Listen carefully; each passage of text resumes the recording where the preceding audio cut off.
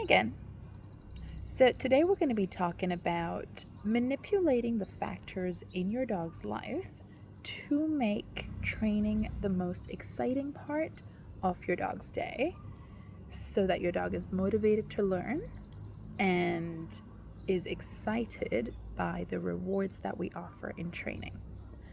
Now, in training, there's only so much you can do to reward the dog. You can use treats. Some dogs who really have no treat drive, you might use a toy, but toys tend to get a dog so excited that they're unable to focus, so I prefer treats if possible. Now, think about a dog that has access to food and treats all day. For just existing, if you're giving the dog treats all day, just the dog walks up to you, paws at you, you're like, oh, you're so sweet, here, let me give you a treat. Or if the dog's just being say he's picky with his food, he doesn't want to eat at meal times and the food's just left out all day, to him the impression that's created is that food is available at all times. I never have to work for food. Now if you're trying to give the dog a treat during the session and he's not really motivated by the thing that we want him to do, he's not in the mood to focus, etc., then he's just gonna go, I have food, I don't have to pay attention or work for my food, I can just go eat it later, right? So there are things that we can do to make training a fun time of the dog's day.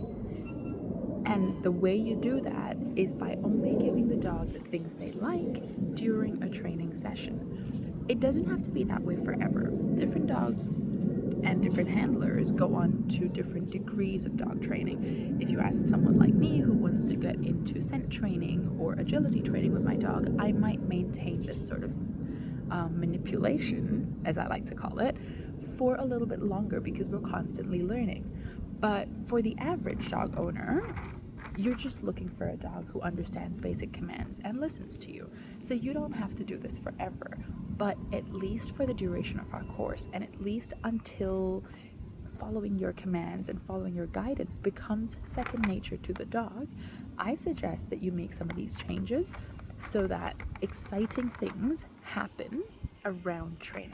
Now, you can also, it's not just about manipulating things for the dog, you can also schedule things in a way that just work naturally with the dog's routine anyway. For example, you want the dog to train before meal times because you know he's going to be hungry, right? And so before you give him his food or give her food, you can do 5 or 10 minutes of training before the morning meal, before his dinner.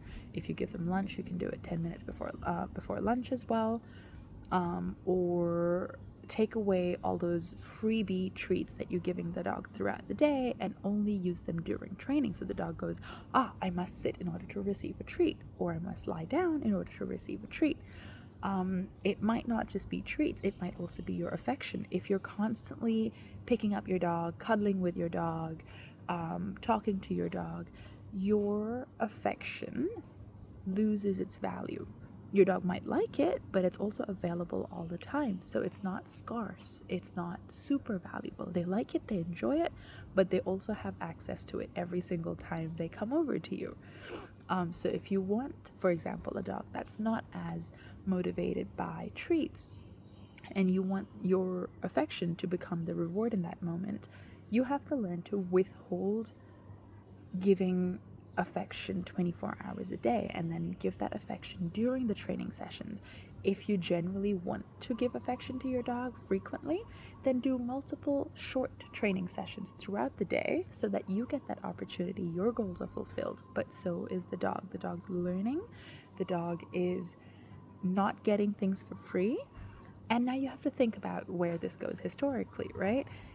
Rightly or wrongly, dogs have been bred by people, their evolution has been meddled with by people, by breeders, for serving some kind of purpose for humans, whether it's work in the fields, whether it's safety and security, whether it's police work, etc. Dogs have been used in all kinds of work. Hunting dogs, you have search and rescue dogs, all sorts of things. And so historically, most of these dogs have had a purpose. this is dogs that were selectively bred by breeders. Now, if you think about dogs that evolved naturally, so a lot of dogs that you rescue in Thailand, the stray dogs, the street dogs, indie dogs as we call them, um, these dogs naturally have a purpose of survival. They're very alert, very smart, and they're that way for a reason. They've had to survive on their own accord. And so they've generally given themselves a life purpose. Now, what happens with the reason that we have so many reactive dogs in today's societies is that we've taken these very clever, very intelligent, powerful dogs with so much stamina, bred for their work ethic, and we've placed them inside a home in four walls, even if you have a yard, inside the four walls of your house, and we expect them to feel fulfilled with the minimal brain usage of just existing in our life without an activity.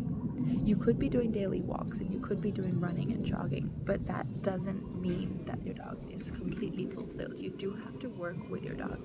So naturally, most dogs actually really enjoy being given a task, being given a job. And when I say that, I'm not saying you have to have your dog go herd sheep and herd cattle and detect things under the ground that you've hiding or whatever not.